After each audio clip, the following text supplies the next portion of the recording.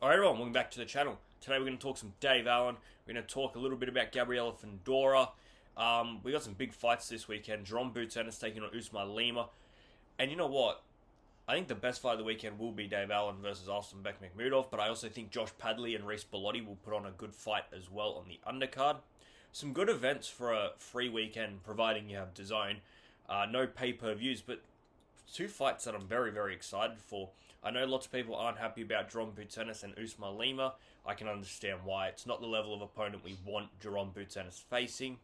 I still think Usman Lima won't be just pushed to the side. I don't think he's just going to be knocked over with one round. I think Usman Lima will give something in the fight. I still think it will be a Jerome Ennis win, and quite convincingly, but I don't think it'll be a complete rollover. I don't think he's just going to sit there and give up. So it'll be an interesting fight. I want to talk about Dave Allen, though. Dave Allen, possibly the most likable guy in the sport. Do you know anyone that's got a bad thing to say about Dave Allen? Even his opponents love him. So I think that speaks to the person that Dave Allen is. He's had an up and down career, but he's still selling 9 or 10,000 tickets this weekend for the fight. So big credit to Dave Allen. He's just a likable guy.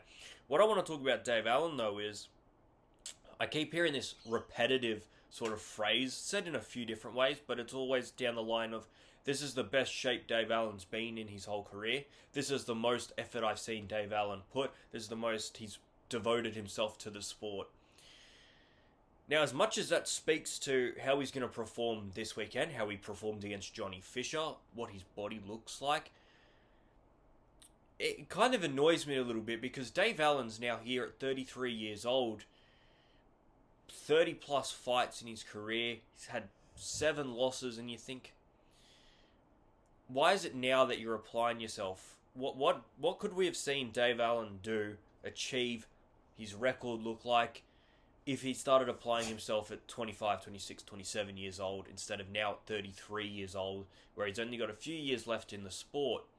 Hopefully, because he's putting more effort in, that can go a little bit longer. Maybe he goes to 36, 37 years old, depending on how he feels, depending on how fights go, depending on what he wants. But it just annoys me a little bit, the fact that they keep saying it as though it's a good thing now, where I look at it and say, is he going to reflect, or has he already reflected on his career and say, geez, I really at this point haven't achieved what I should have. I'm not the fighter that I should be because I haven't applied myself. And that's the one thing I will sort of look at Dave Allen and think, especially at the end of his career, saying, could you have won a few more fights? Could you have had less losses in your career? Could you have become more British Commonwealth champions, European champions, fought bigger names by applying yourself? Even if you don't win, even if you get a fight against AJ or Tyson Fury 2 or 3 years back, even if you didn't win, getting that opportunity, getting that payday, getting that fight, getting that experience, getting that whole, everything that comes with fighting a big name or for a world title or whatever else. I'm not suggesting for one moment that he would have won any of those fights, because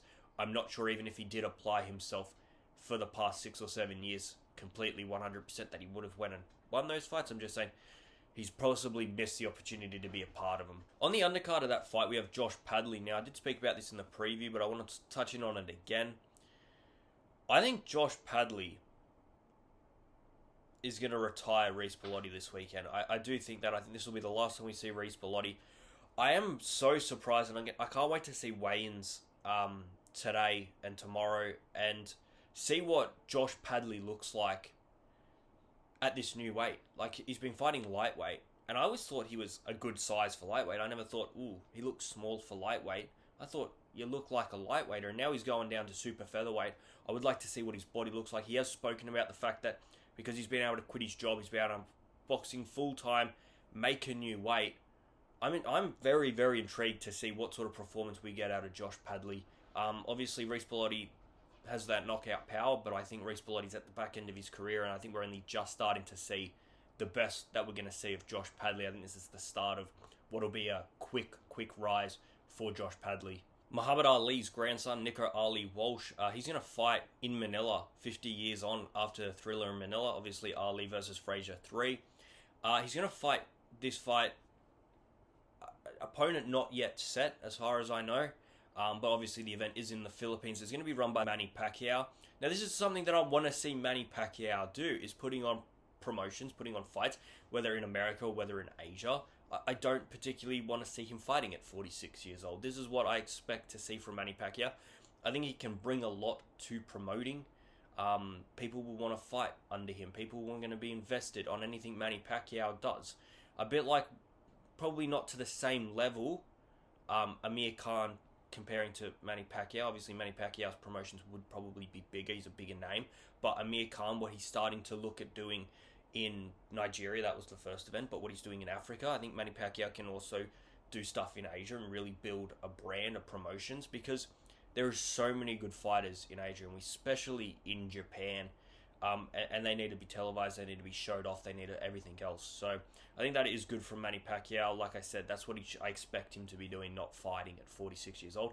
But cool to see Nico Ali Walsh fighting in Manila 50 years on. Alright, you would have seen by the thumbnail and the title of the video, this is what we're going to be talking about. Gabriela Fundora has been mandated by the WBA to fight Viviana Ruiz Corredor. Talks right now are negotiating for an early 2026 bout. Look, it's not the opponent I wanted to see Gabriela Fundora fight. It's the one I predicted, though. I said this will probably be the fighter that she'll get next. I spoke about this after the Alexis Kubicki victory. So feel free to check back on that video. I go into depth about who I thought Fundora should fight. But the few names that I said I wanted to see her fight was, if she was going to stick to her division, probably Angelina Lucas. She is IBO and WIBF super flyweight champion, but she's overall #1 in flyweight. And I thought, oh, that's probably the opponent that I'd like to see her fight. If she's going to stay at the division, that's the opponent. If she was going to look at other divisions, I said Evelyn Bermudez, the current IBF WBO light flyweight champion. If she's thinking about going down a division, she actually won the same day as Gabriela Fundora. She fought Sarah Bailey, knocking her out in the first round. And the other fighter that I said I'd really like to see her fight is also an Australian, and that's Chernica Johnson. I said, move up a few weight divisions, get a crack against Chernica Johnson, undisputed bantamweight champion. She beat Metcalf a few months ago on the Serrano-Taylor undercard, beat her by round 9 or round 10 stoppage. And those are the few fighters that I said I want to see her fight. But obviously, I said this will be the opponent that she's going to get. And this is where the criticism will come in, but I want to talk about the fight first. I think Viviana Ruiz, look, she's an Australian. When I watch this fight, I will be backing her from start to finish. Unfortunately for her, I think this is just a bit too out of her depths. I think she'll be 43 probably at the time of this fight.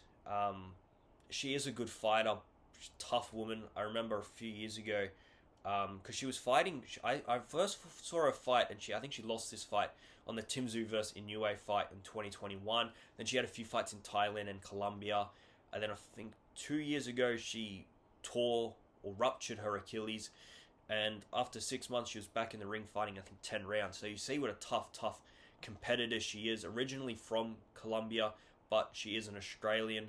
Like I said, for me, I think it'll just be different levels in this fight. Gabriela Fundora, at 23 years old, undisputed champion, undefeated. We know how talented she is. She is possibly one of the best women fighters in the world. It's going to go one way. In my opinion, it's going to go one way. And one other aspect that I'll look at right now, Gabriela Fundora stands 5'9". Viviana Ruiz is 5'2". Like, what are we doing here? We know how this fight's going to go, and I'm not going to pretend and just spill a load of crap because I'm going to support the Aussie guy. The fight will go one way. It'll be Gabriela Fundora running this fight. And this is where my criticism of Fundora comes in once again.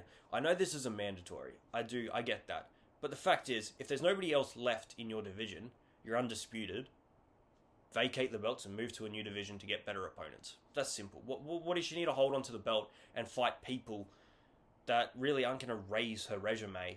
For me, we're at a point where I keep hearing people talk about Gabriela Fundora and how great she is, and she's the best women's fighter in the world, and that might all be true. But the fact is, if she retired today and I looked at her career, and most people looked at her career, you'd say, yeah, she was undisputed, but who did she fight? Who did she fight? Who did she face? You look at Katie Taylor. undisputed in 2 divisions, gold medalist, beating Serrano 3 times, Chantel Cameron, Delphine Person, Jones. You know, there's names there. You then go Clarissa Shields, 5-weight world champion, 2-time gold medalist, 3 division undisputed, and people still crack on at her because of who she faces at heavyweight. Well, she's fought every other division, right? And talking about Clarissa Shields is the same height as Gabriela Fundora. Clarissa Shields is fighting heavyweight, and Fundora's fighting flyweight, and in and around those divisions. So there's no reason that Fundora can't go from flyweight all the way up to heavyweight and fight every good fighter in each division and get there. And the fact is, I think she has the ability to go through the divisions and beat most of the names. What annoys me about her is that she hasn't gone and done it. Right? I don't care about anyone claiming they're the best fighter in the world when they're getting in there and fighting the best of the best. Standing here, undisputed, fighting Alexis Kubicki, who's right at the start of her career, Marilyn Badillo, who you're just so much better than. Who did she fight before that? Alanese, and she beat her with ease as well. And they were all short, they're all tiny fighters. And within the women's boxing division, no matter what weight class, basically, there's very few that have knockout power. So if your opponent can't reach you, and the few that they do reach you with really don't hurt you, you're fighting with zero risk, and you're beating on people that you're well above. And that's what annoys me. It's not... I would be higher talking of Gabriela Fundora if she went and put her undisputed status in the bin, went and fought Janika Johnson for another undisputed bout, just loses. I'd say, you know what, fuck, she put on a hell of a fight, so close, but this is by far her best fight of her career. Best opponent, moved up weight classes, looked impressive, didn't get the win, but I'd like to see a rematch. I think if she get it again, she'd win this next time, sort of thing. Whereas we're sitting here, every fight, going into it and say, well, Fundora's going to win, but is it going to be round 3 this time, round 4, round 5? How much of a beating is the smaller woman that she's fighting that's not on her level going to cop? And that's probably where it starts to give me the shits a little bit. You know, some fighters were happy to give a pass to, and apparently people are happy to give Fundora a pass on this. I'm not. I don't care if she's a man or a woman. I'm just going to say the truth. If this was, you know, people gave it to Canelo when he had undisputed status and he was fighting people that nobody wanted him to fight, right? Saying, I don't care about my mentors, I'm going to fight who I want. You know, people giving him all stick for who he fights. You know, other people like Javonte Davis have experienced it as well. At points, I think Shakur Stevenson has even copped it. You know, we're talking about high-level fighters, right? And we're all happy to criticize them, but I think Fundora, in my opinion, is doing the exact same thing. I know in this case it is a mandatory, but the fact is, she's been mandatoried probably the highest ranked fighter that she could, maybe second, maybe third, maybe fourth, maybe fifth. She's undisputed in a weight that she can easily move in and around at. Why not move up to the next division and show how good you are? There's other fighters that we've said, you're dominating this fight, what are you doing sticking around? Move to a harder division. But for some reason, Fundora gets the pass. I don't know. Look, maybe I'm being too harsh. Maybe I'm being a bit of a dick. Let us know in the comments. They're just my opinions. Look, like I said, I'm only giving her the stick that I'm giving her now because I think she is elite. I think she is unbelievable. And I think she's wasting her talent and not progressing her career as quickly as I think she can and should be. I think she can move up to super flyweight and dominate. I think she can move up to bantamweight and challenge, at very least challenge Janika Johnson for the undisputed status. And that's where my harshness probably comes in, because I can see a path of Fundora really starting to dominate, and for some reason I think she's taken advantage of easy opponents. And that's no offense to Viviana Ruiz, Kubicki. They're all very good fighters. But when you are a small fighter, you know, Viviana Ruiz, she's going to be in there. She's going to look like a midget compared to Gabriela Fundora at 43 years old. It's not the fight I want to see, if I'm being honest. Not a fight at all that I want to see. Alright guys, bit of a rant at the end here. Let us know in the comments what you guys think. Like, subscribe if you are new, because we are trying to get to 200 subscribers, and I'm out of here. See yous!